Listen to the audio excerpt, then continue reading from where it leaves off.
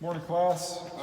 Today I'm going to do a full suspension component identification and inspection. This is what I want you guys to do in your vehicles in your video. So this is a 1997 Toyota 4Runner.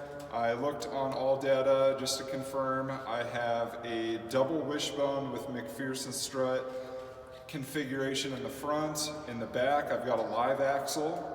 So we are looking at a 4-link, triangulated 4-link with coil springs for the suspension in the rear. So let's take a peek at the front. We'll go front left, front right.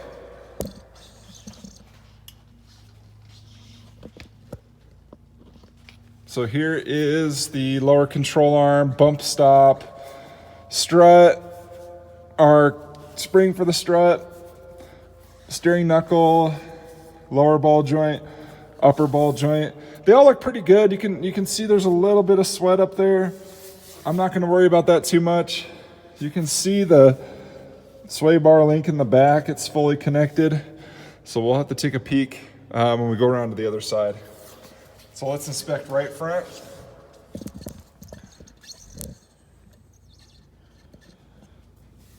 So one thing I noticed, this side's a little bit more wet, so the boot might be having a little bit hard time staying sealed. These are Gasatron shocks. They're definitely not manufacturer. They're not Toyota original, so they've been replaced.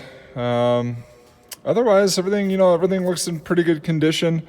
I've jounce tested the vehicle. I'm going to do that really quick while we have the camera on the suspension. It's a good idea to jounce it, especially if you hear a noise. Try to really isolate what side it's coming from. So I'm just going to give it a little jounce. So no noise, feels really stable. Let's take a peek at the rear. This is a little bit difficult to do, but we'll do our best to properly identify these for you. So right off the bat, you can see the live tube axle going across. Here is our axle connection for the panhard bar or the lateral link, whatever you want to call it. If I look at this bottom bolt connection there, that is for one of the front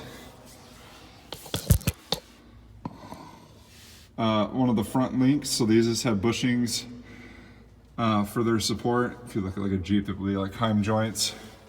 If I look at the top, here's one of our upper lateral arms, or you could also call them links.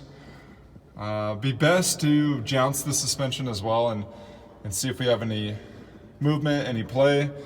These are aftermarket Old Man Emu shocks and springs.